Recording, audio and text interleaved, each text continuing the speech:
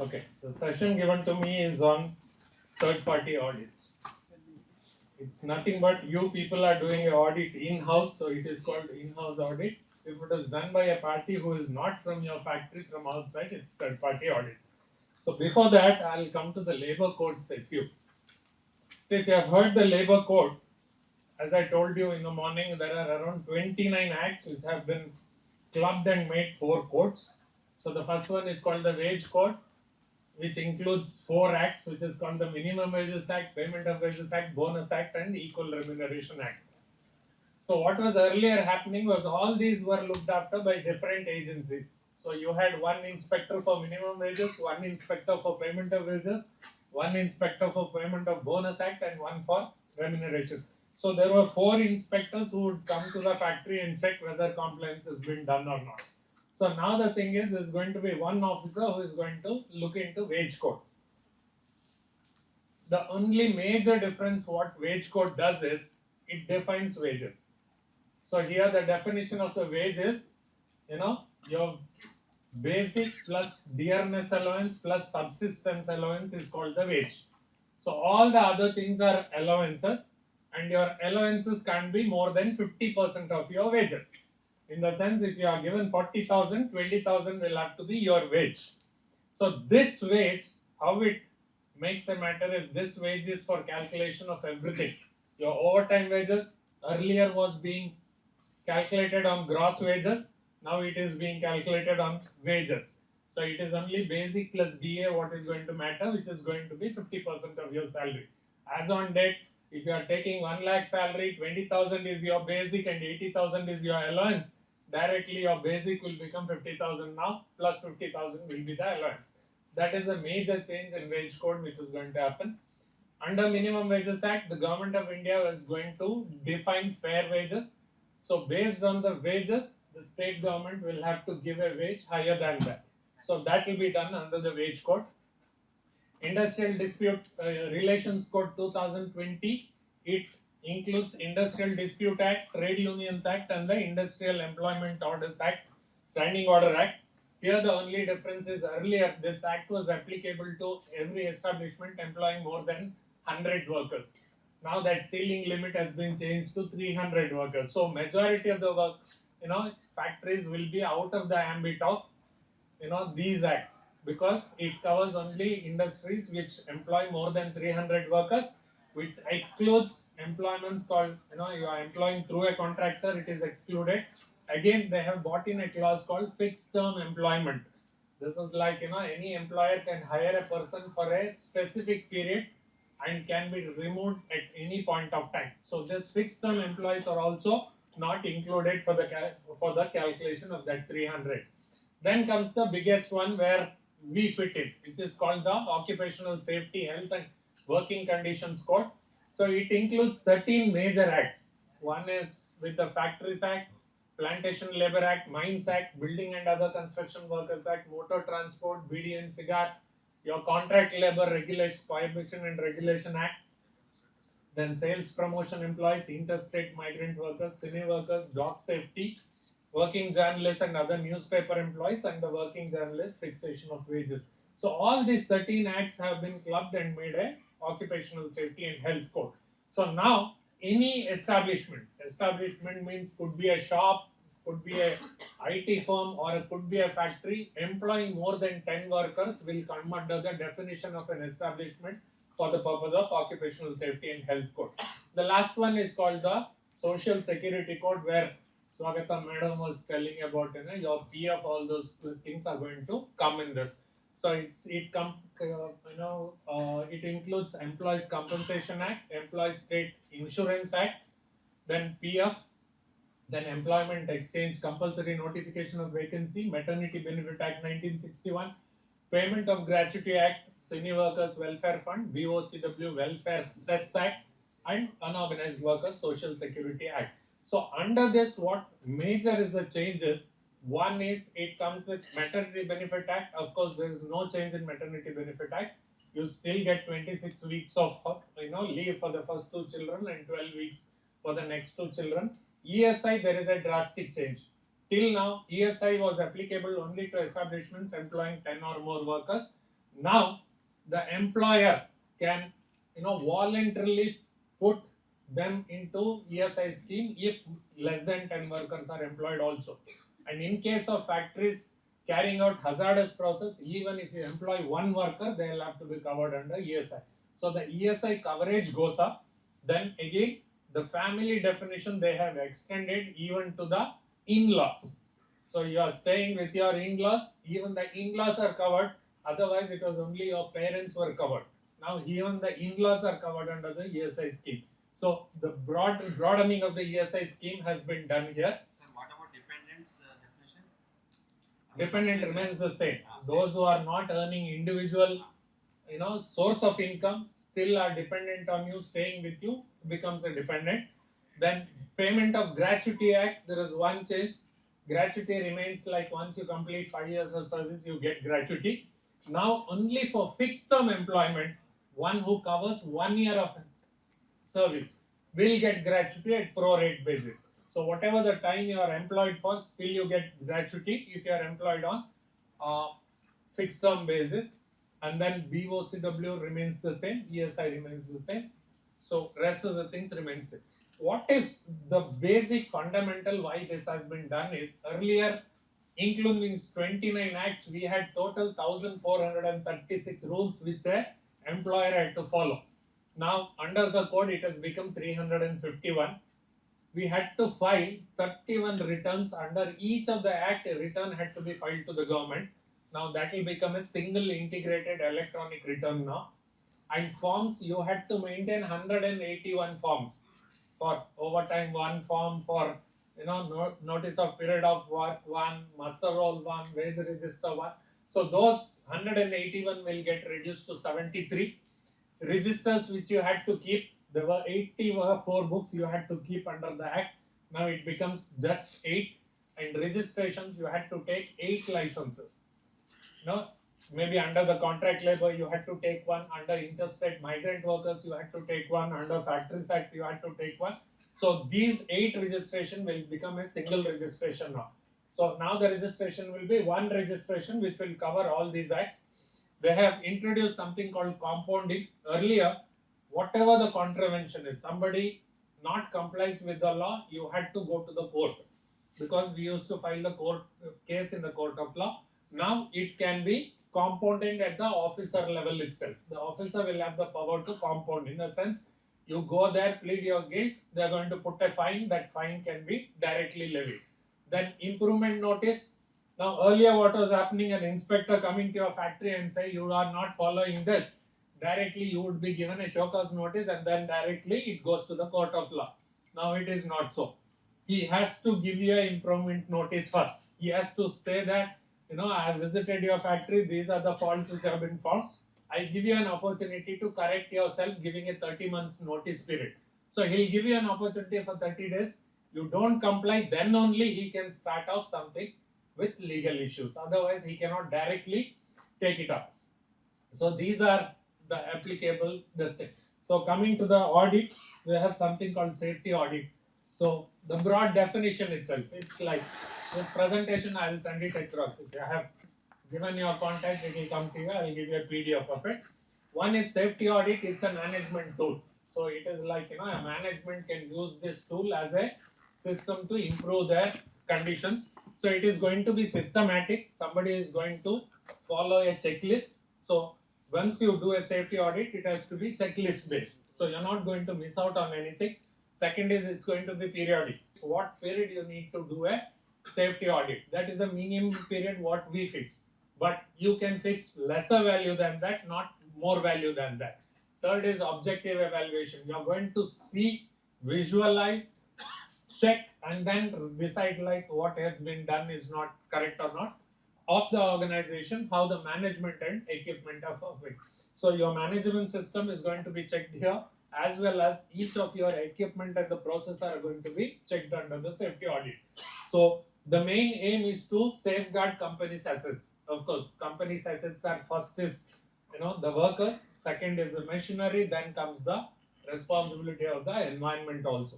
So these things will have to be checked, and then the importance is it is going to, you're also going to assess the compliance. So there are going to be laws which need to be followed. Whether you are compliant in that or you're following it or not is going to be checked through this. Now, objectives of safety audit, of course, it is to assess. So the auditor is going to come and check your process whether it is going as per the required standards. They're going to monitor it, so they're going to observe it for some time, and it also enhances the safety protocol. So it will give you guidelines as to how safety can be improved in your particular factory. Now, the basic objectives are to identify potential sources of harm. The sources of harm can be anything. It could be the process, it could be the machinery, it could be the chemical or the material what is being used, or even the dangerous situation is going to be enhanced, verified here. Then you also look into unsafe acts. Whatever the worker is doing or an employee is doing, his acts are also going to be checked here to identify the existing gaps in the safety system. You're following a system now, whether it is deviating from the required protocol or the standards is going to be checked here to ensure that the implemented safety systems are effective or need any improvement. You're following a system, whether it is adequate or not, whether it is suitable, that is going to be checked here. Then also, the basic thing is, well, we do all this, the basic compliance to the legislations, whichever the acts have been made by the government, whether that is being followed or not will be checked. And also, you advise the organization in implementing the effective control measures based on recommendations and findings. Once you do a safety audit, you are going to get a set of findings and recommendations. So, what findings is what they have found out. Recommendation is their, recommendation or their advices based on the general perception of the industry. They would have seen many industries. What is being followed, that will be pushed on to you so that you can improve your systems.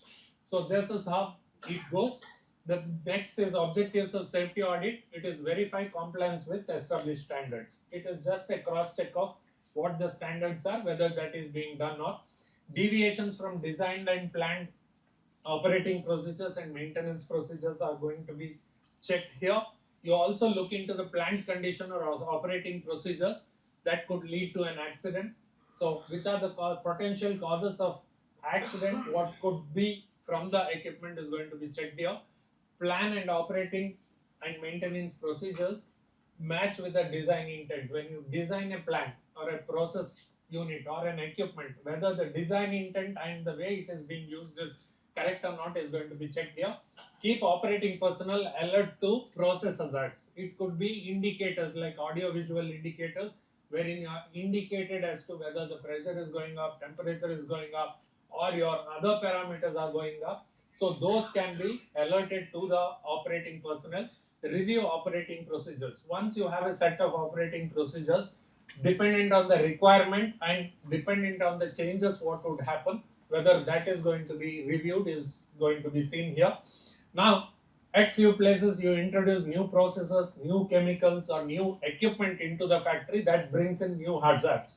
So that analysis as to how we are taking control of that, whether there is an assessment done before being introduced is looked into that. Also, you do the checking of adequacy of your safety inspections, maybe your own plant personnel, whether the inspections being conducted to supervise the working of the workers or the functioning of the systems are going to be checked under this. Now, if you ask me, you would always say why third party audits. We also do audit. It is free of cost because we all are employees of the company. So we do a safety audit, nothing needs to be spent. Whereas for a third party auditor, you have to spend. So you'll have to give money to the third party auditor and then take recommendations. So it is often believed that internal teams have a comprehensive understanding of facilities operations. So it is always like, when I'm working there, I know how the system is working. I always feel that this is the best and the safest method because it's been working now. So I don't want any change. But an outside personnel coming in will see. I had seen a factory yesterday, he was doing like this, and now this fellow is doing in a different way. So he would compare both as to which is a better system and then he would give it to. Then second is internal audits can be influenced by familiarity bias or may lack necessary expertise. Familiarity is always there because I know what I am doing. That is the basis of that. And second thing is when I have to recommend something, I always look into first is if I recommend, the management is going to come tomorrow and tell me, you have recommended this, now you only do this. So it's going to increase my work. So the best thing is not to recommend anything. So I say the system is working fine, I am safe, so everything is going on well. Where an outsider will not have those biases. He will just come and tell you whether it is enough or not, whether it needs improvement, or something like risk of potential fire and explosion risk, all those going to be analyzed through him. It offers a fresh and objective perspective. So he is coming from outside, so he will not have any exposure to your industry. So he is totally new to the industry, so he looks into it as a new project so that he can best bring the best out of it in his report with respect to the industry knowledge what he possesses by looking into other factories, the best practices, and more comprehensive view of compliance and safety standards. You might be having some challenges with compliance, so he can give you a advice on how to go ahead with that. Then he can also identify the risks that have been previously unnoticed or downplayed by internal teams. As I said, if you say something, give a recommendation, that it's going to increase your work. So as well, if those things have been done, that will bring out in the third party audits. Then again, objectivity and audit expertise, they are not influenced by anything. So you may be influenced, but they are not, because they are paid for the work, they know what needs to be given, so that will be given them. Then they can also find out some patterns. Some people are working in a different pattern, which is been there in other factories, but in a different way. But here it is different, so that could lead to an accident. Those patterns can be easily understood by them. Then they have the expertise to conduct thorough evaluation of compliance with respect to local and international laws, what is available and needs to be followed. They are also well versed with industry specific safety requirements. They come to a process industry, they know what needs to be looked into. They come to an engineering industry, you know what needs to be. So different perspective of an industry, they'll know what needs to be looked into, that is more suitable. Then third party audits, again, there is something called, we always look into when I spend some money. If I am paying a third party auditor some money, what would I get in return? So it's called return on investment. ROI of third party audit, it's nothing like if I can save one life or property or the environmental damage, that itself is a huge benefit. We always tell the safety officer, your job is the toughest one, because you cannot go to the management and say, this year I have stopped one accident. Is it possible? Or you can say, I have saved one life this year. Is it possible? Impossible. So only thing is, we can say, okay, Ajax is a company, employing around 250 workers. I have next door, there is one more factory employing 250 workers. Last year they had an accident, so that accident has not happened in Ajax, so I have saved one life. So unless you bring a cost factor, it's very difficult in safety profession to exactly tell you how it is. But the satisfaction within has to be like, if there is no accident or reportable accidents which is in your factory, that itself is the biggest contribution what you can give it to the industry. Then you can take corrective action by identifying the safety gaps which can easily save life or injuries. Then you could face hefty fines or employee injuries during those kind of non-compliances. So that is going to be looked into. And then cost of independent audits when integrated into comprehensive safe strategy. So when you say think about safety, whatever you put on this, as Murugan said, we put on a budget for safety. Budget for safety is always required. Otherwise, whatever you put, then if you have to take a budget, it may not come. It might get pushed to the next year. So budget is always important. So when you think of the money what you spend and the result what you get, it is going to save you a life. The third thing is, when we say internal audit which is free, external audit which is costly, I can also save some money by a method called hybrid auditing. Hybrid auditing is, this year I get it done from internal person, next year I'll get it done from an external person, and the third year I'll mix up both of them. So the external person will give an external perspective, internal one will give internal, and when it becomes a team with both of them, they'll fight amongst themselves as to who is right, and then give you the best result. Because that would have gone into a lot of deliberations, and then they can give you. So it will also ensure staying ahead of evolving safety standards, because what happens is, when we put a factory, there were systems which were available and we are running with it. Now the technological advancement, or advances in the systems have come in, that is, will not be known to you that easily. Whereas a person looking into other factory, implemented in another factory, or if they have face some challenges, it becomes easy for them to put in here. And internal teams may not always be enough to protect a company from significant violations and penalties. So internal system, because you also, this safety audit is being done apart from your work. It is not a exclusively work given to you. So you take out some time and then do the audit. So it so happens that you may not be knowing the safety standards, or you may not be knowing the compliances which is required, so that can lead to safety violations and penalties. Independent third party audits provide objectivity, expertise, and fresh perspective into the audit what is being done. So why should you consider third party audit? One is knowledge and validation. They'll have the knowledge of doing safety audit because they do only audits. So they know what needs to be done. Second is validation. So they can always update themselves or upgrade their skills by doing more and more audits of different industries. So that is the one. Then objectivity, they give a completely neutral assessment and review of the entire safety system in your factory. And result accuracy, when they give accurate results, that also is more or less accurate, because they are also bound by law.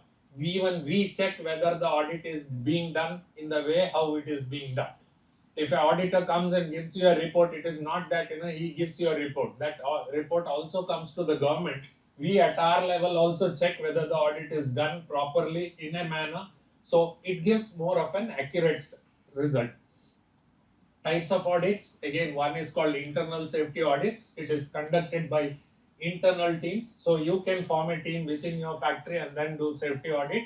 So, and the basic, they focus on assessing existing safety measures. Whatever is there running, you just check and then get back whether it is enough or needs some improvement. Second is called this external safety audit, which is entirely done by third parties who are authorized by the government.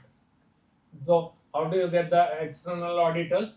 So inside we have put a list of auditors who have been recognized by the department to do external safety audit. Then there is something called specialized safety audits. You have a particular challenge, which is a particular process. Could be a hydrogenation process or could be a filtration process in a chemical industry.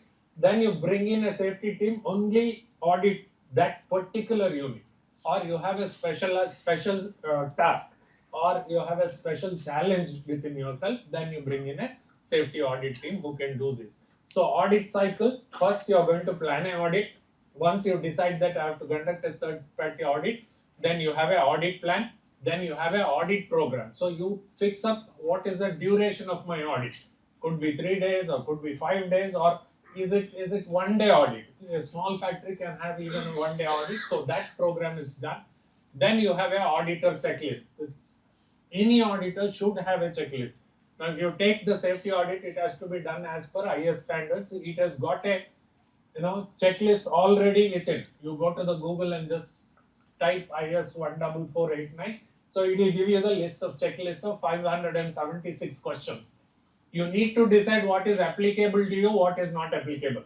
You go to an engineering industry and start looking into a chemical factory and say, all this, so it may not match. So you should have that checklist. Then you conduct a opening meeting. First is the auditor is going to come and look into you, and then first he has to understand what is running in the factory, what is the system of organization, what is running, what are you following, who is looking into, who are the responsible persons, how the systems are running. That needs to be done in an opening meeting. So he'll give you a briefing as to what he understands about audit, and what you require will be told by you. So anything other than that, if you want to tell, can be told in that, so he knows what exactly needs to be checked. Second is auditing technique. Again, while auditing, he might take samples of many things, maybe your SOP, maybe your MSDS or SDS. So any sampling of any document or any processes can be taken. He can also question people, he can question the management, he can question the workers, he can question even the contract labor with regard to understanding of how the system is working. It could be probing. Sometimes he may have to do individual investigation into few of the things as to whether systems are working or equipment is working, then writing a finding. So every time he does, he'll have to write down his notes so that he won't forget it while preparing the final meeting. Then you have a closing meeting wherein he is going to close down the meeting. Here, it is not that the auditor will just write what he feels is right.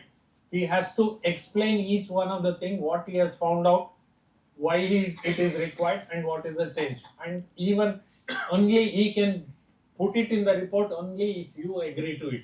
You also agree that yes, I also feel that this requires improvement, and both of you are in consultation with each other and agree to a point that this is a good point for improvement. Then only you put it. Otherwise, auditor might put 100 points and go. Your whole 1 year will be behind closing those 100 points. So, meaning some of the points even the auditor might have understood it wrongly.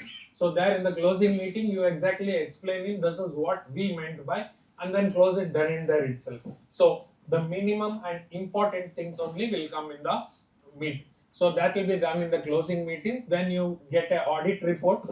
So, based on the audit report, again you have to have a corrective and preventive action plan. So you'll have to plan your process as to how those audit reports are going to be closed. Then you do the effective closure of recommendations or findings by complying with it so that your system becomes a better one.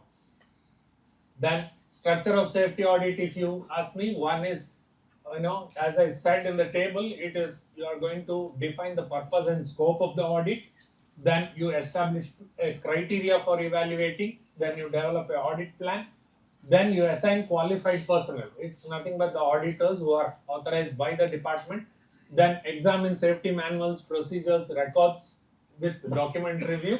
Then you do the on-site inspection, which is conducting physical inspections of the workplace, machinery, equipment, facilities, collecting evidence while the auditor inspects or does a evaluation of your facility. He can collect evidence by 4 ways basically. One is by smell. You use a lot of chemicals. You by the smell itself you can exactly tell that this is what is the chemical being processed or in the system. What is seen, so many things, equipment, systems, everything you can see. Touched, you can feel temperature, pressure, all these things with touch also. Then what is heard, if something is making a huge noise, there is damage to the ear, there is a potential of damage, then how to assess it. So, and then when you do a plant visit, you should also see that you do a visit during the normal working condition. So the factory is running on its regular condition, you do a visit, then you have to record the findings at the spot, develop skills to make observation of several elements. Once you go there, don't make one visit only to see electrical, the next one into equipment, the third one into the system. So once you go there, everything you will have to complete in one visit itself, and visit some locations under shutdown. Maybe shutdown maintenance is going on, visit that place, or else there is some construction going on. So these are not regular works. This is intermittent works. Maybe there is some work at height, whether work permit is being followed, whether systems are being followed can be checked only if somebody sees what you are working with. Otherwise, they'll not know. They can write saying that it should be followed, but whether it is being followed or not can be known only by this. Make one visit during second shift or holidays, because their managerial system is not going to be there. Not many people are going to supervise your work at that time. How the system is functioning will need to be looked into. What we look into during the inspection is, one is you go and look into the occupational safety and health system in the factory. So the first one is OSH policy. You look into what is the commitment policy of the management towards safety and health of the employees. Then you also look into, once you have a policy, how that is going to be brought into effect, whether you have a supervisory system or the middle management, how it will be set up in organizational setup. Then policy of education and training to the employees, Employees participation in safety management, nothing but formation of a safety committee. Now under the OSH code, it has become mandatory that every company should have a safety committee. So comprising of members of the management as well as the workers. Then motivation and promotional measures, how people are being motivated, whether you motivate people to report more of near miss accidents, or improvements can be told by them. So in case they bring up with good points, then do you actually honor them with some medals, or monetary benefits is going to be looked into. Then safety manuals and rules what you have prepared, compliance with statutory requirement, new equipment review inspection. Whenever your new equipment comes in, once you install the machine, before taking it to work, you need to do an inspection. So then accident reporting, analysis and investigation. So they're going to collect the history of accidents during the past 5 years or past 10 years, whatever has happened in the industry, what is the repetitive kind of accidents which have come in, and then that is going to be looked into. Risk assessment including hazard identification, safety inspections, health and safety improvement plan. Then first aid facilities. So first aid facility, for every 150 workers, you'll have to have a first aid box. So, and at least one trained first aid, trained person should be available in the factory at any point of time. And occupational health center, if it is a hazardous factory, if you are employing up to 50 workers, you'll have to have a tie-up with one of the hospital.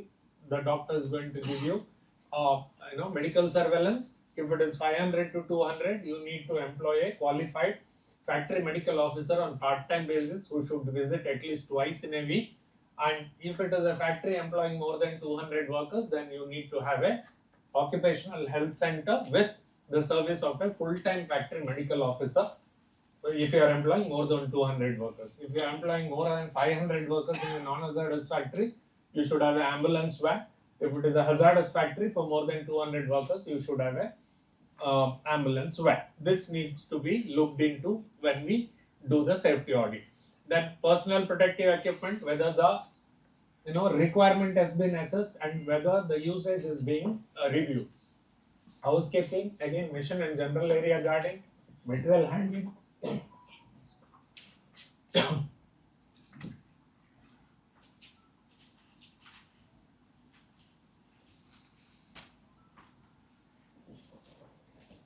Then you also look into electrical and personal safeguarding, ventilation, illumination and noise, work environment monitoring system, prevention of occupational diseases, that means medical examination. Now this you need to see. This medical examination, if you see the present scenario, all industries, all the workers employed in hazardous factory will have to get medically examined by the factory free of cost every year. Now under the OSH code, it becomes mandatory even for workers who are employed in non-hazardous factories who are above 40 years of age to get medical examination done. So the employer will have to get every worker who are above 40 years in a factory medically examined once in a year. So it also defines what all the tests to be made. It includes eye examination, hearing, everything is included in that.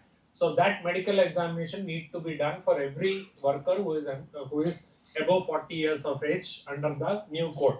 Then it also, you need to look into safe operating procedures, work permits systems.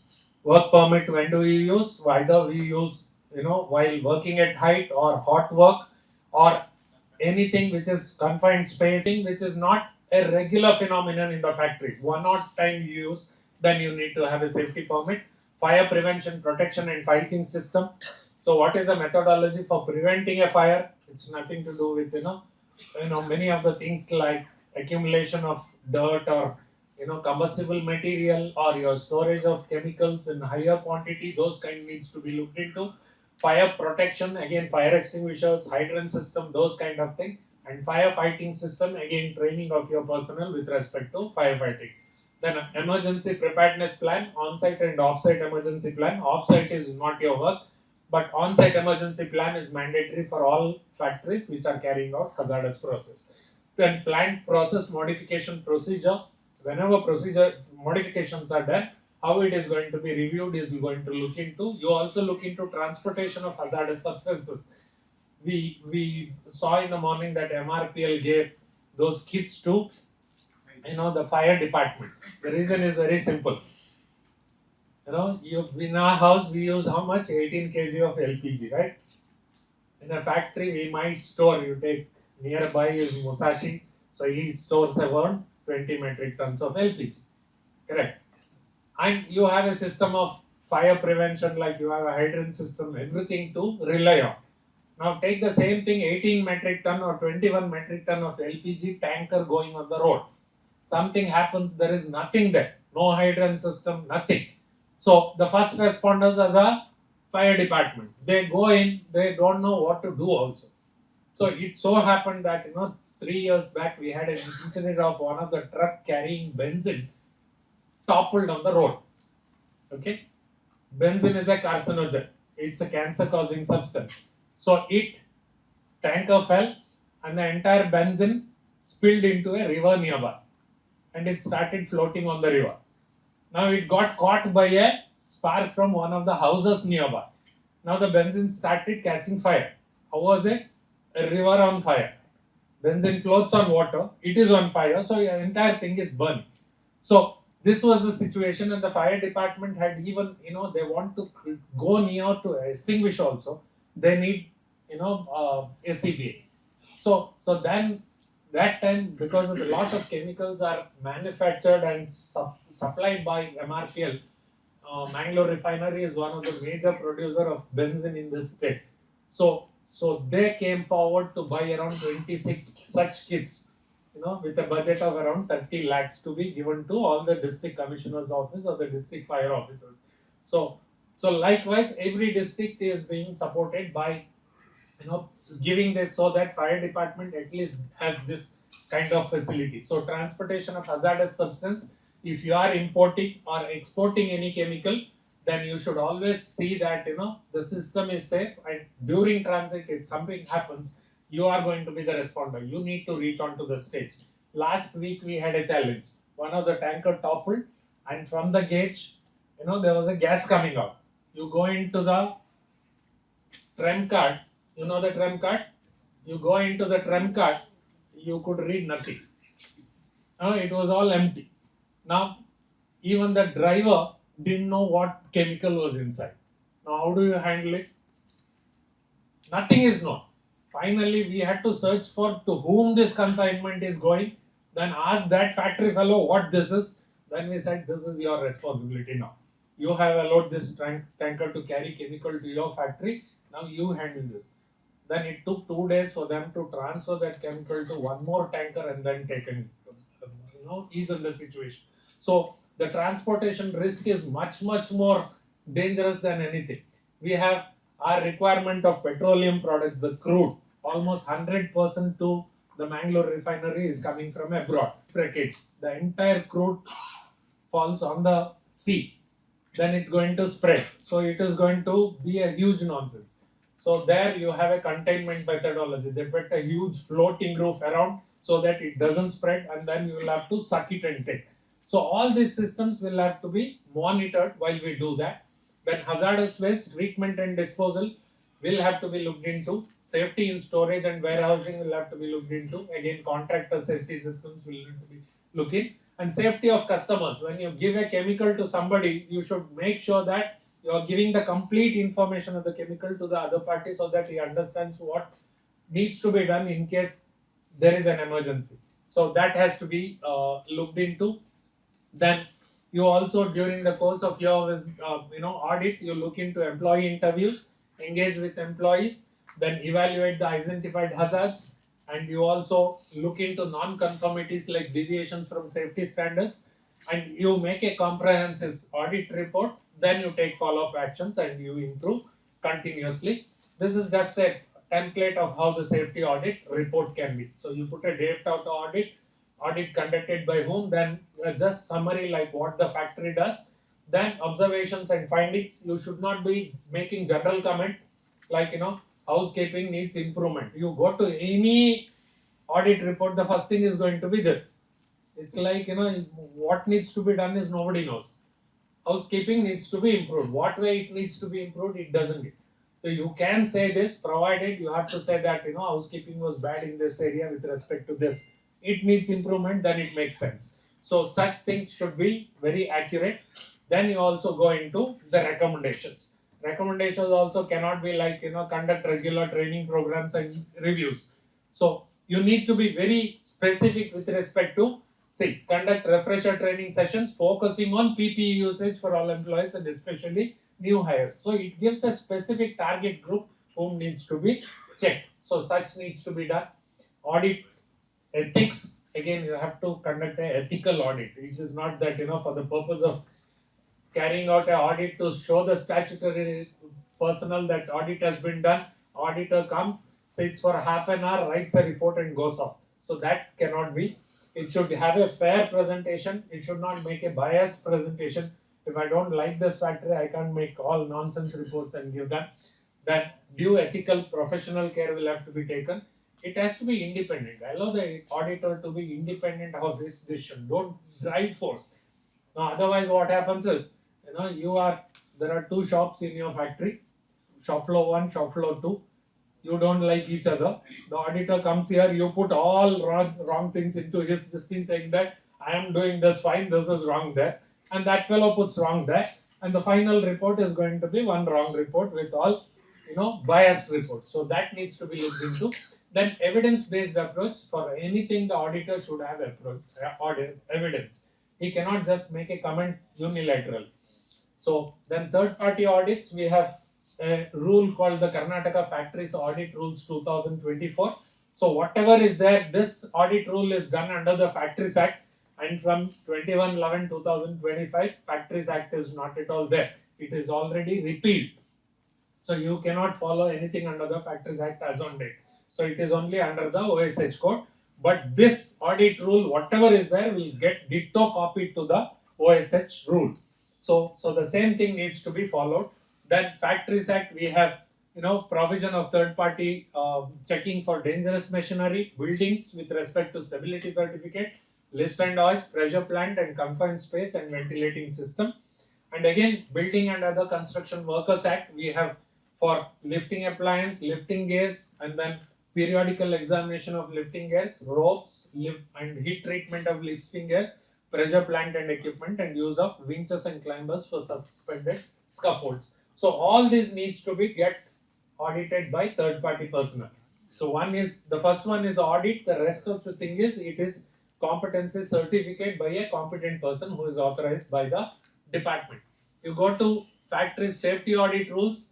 It is applicable to all the non-hazardous factory, irrespective of the number of workers employed, and it is applicable to all non-hazardous factories which is employing above 50 workers. So you need to get, safety audit done if you employ more than 50 workers. What is going to be the periodicity? Your periodicity is internal safety audit will have to be done once in a year by a team of plant personnel within yourself. Externally, once in 2 years by a safety auditor. So once in 2 years, you need to get safety audit done. In case you are a non-hazardous factory and employing between 150 to 150 workers, then it is once in 4 years.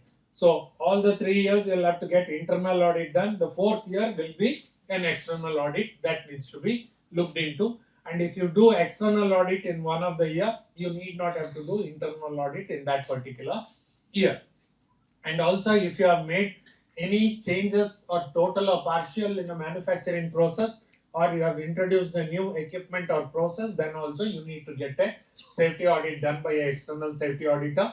Safety audit standard, again, it is as per IS 14489. So you get a checklist of 576 questions which will need to be followed when going into the audit. Then again, for becoming an auditor, we have fixed up the qualification and experience.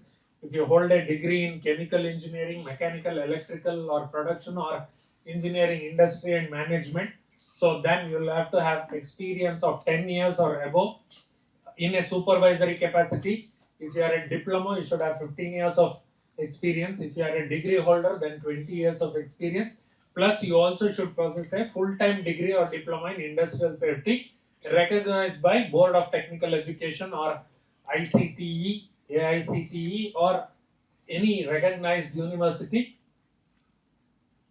or regional labor institute or central labor institute, or if somebody has worked in the Department of Factories and Boilers or DG Fastly, which is Directorate General Factory Advice Service and Labor Institute, which is at Mumbai, or Regional Labor Institute, then you should have worked in a capacity of Deputy Director or above for 15 years.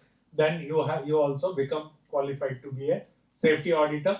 This audit certificate is given for once in 2 years, and the fees to be paid is for an institution consisting of minimum 3 auditors.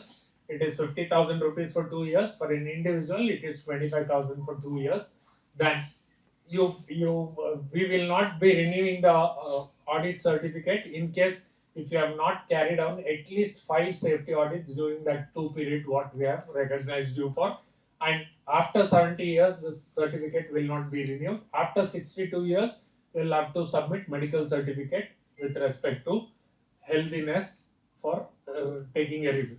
So, how do you conduct a safety audit? Once you decide who the auditor is, both auditor and the factory occupier will have to intimate by a letter to the jurisdictional officer that we have initiated process of safety audit.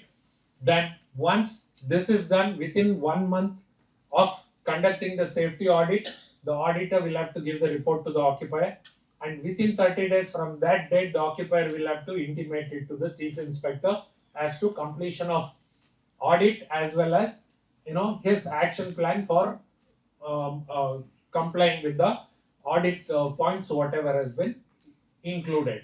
And if there is during the audit, if he finds any hazard present danger of causing an accident, then immediately he has to intimate it to the occupier as well as the jurisdictional officer. Re-audit, if the chief inspector feels that the audit report is not correct, it is not done properly, then he can order for re-audit. He can ask again to be re-audited, and then this is not important. This is just a chart of what all dangerous equipment which will be tested by competent person who is authorized by the department. So certificate of stability for building, we need degree in civil or engineering, minimum 10 years of experience, and he should have facility for conducting these tests, such as rebound hammer test, ultrasonic pulse velocity test, pull-out test, and rebar scan facility will have to be available at his disposal. Dangerous machine, again, it is like all your power presses, centrifugal machines will come in this. So for that, 7 years of experience is required, and for lift and hoist, again 7 years of experience. You should have a degree in electrical or mechanical engineering. Again, for lifting machines, again you have 7 years experience. Pressure plant, minimum 10 years of experience, and you should have facility for carrying out hydraulic tests, non-NDT, and gauge equipment gadgets for measurement will have to be there. Again, going into the various fees which is charged, we pay, for hoist, lift, pressure plants, all these things we charge 4,000 for an individual, then 1,000 rupees for all the dangerous equipment. Institution, again 5,000 rupees for the first two, and then 1,000 rupees. For a factory also, you can, as a factory personnel get this certificate of competency, but the fees is fixed at 25,000 rupees for a year, and only 50% of the equipment can be checked by your personnel. The other 50% will have to be done by third party. Again, under Rule 39 of Karnataka Factories Rules 1969, it says every once in 5 years you will have to take a fresh stability certificate from the competent person who is authorized by the department with respect to structures and buildings. So, and the competency maximum it will be given for only up to 62 years.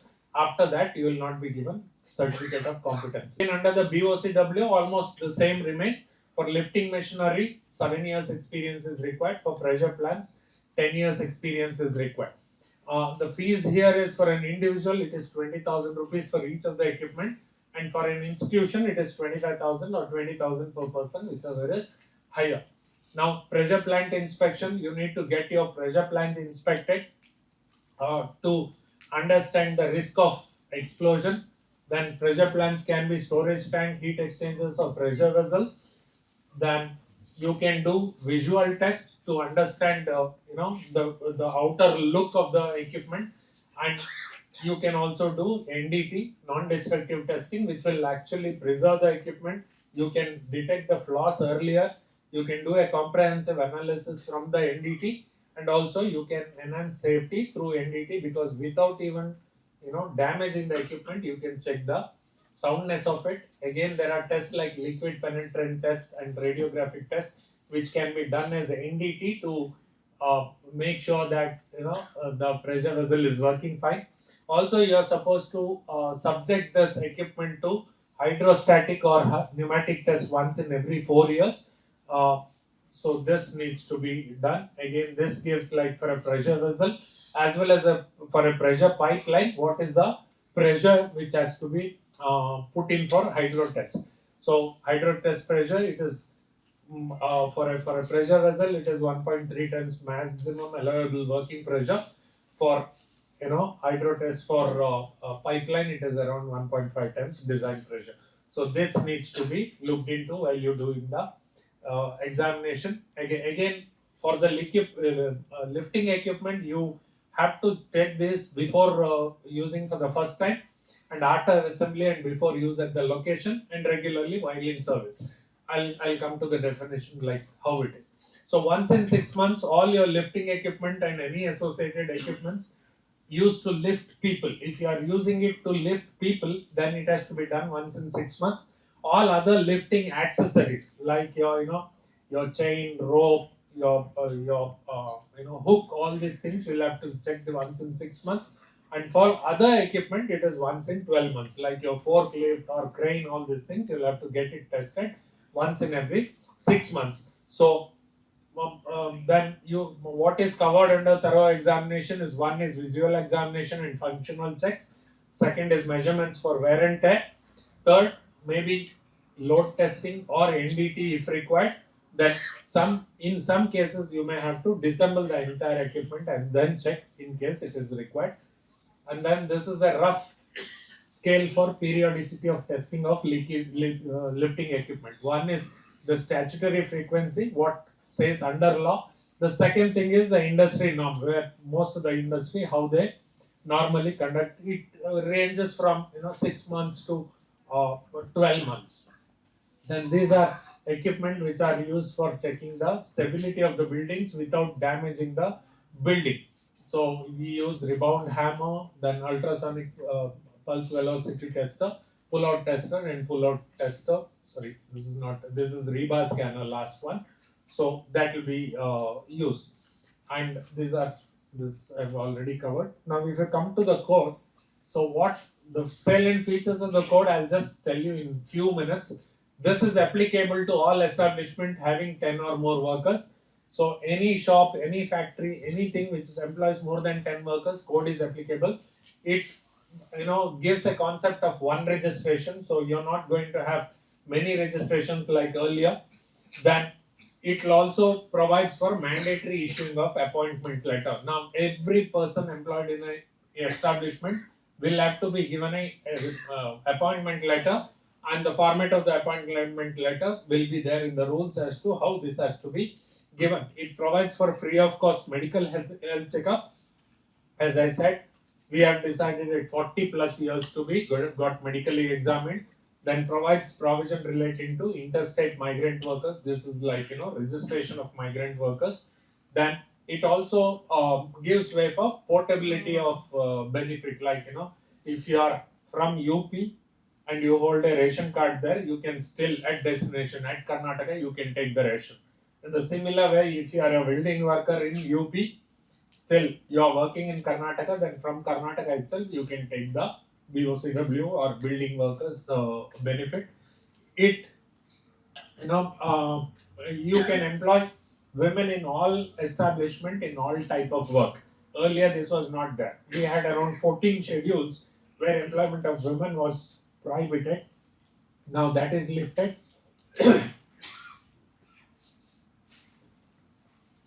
Second is you can work at night after 7 p.m. and before 6 a.m.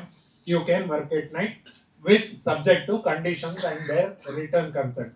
every women employee will have to give a consent to work at night and can be employed round the clock. It speaks about contract license for a factory, contract labor, and BD and cigar establishment. It also gives all India license. A contractor can have all India license for a period of 5 years, issued at the government level. So we need not have to take individual every year. And in case there is an accident in the factory and the worker is injured or he dies. In case of death, the minimum penalty is fixed at 5 lakh rupees. Earlier it was 1 lakh. Okay. Now 50% of the fine, that is 2.5 lakh, will have to be given to the family of the deceased. The other 2.5 lakh will go to a fund called Social Security Fund, which will be used for the welfare of the unorganized workers. And in case of injuries, the earlier fine was minimum fine was 5,000 rupees.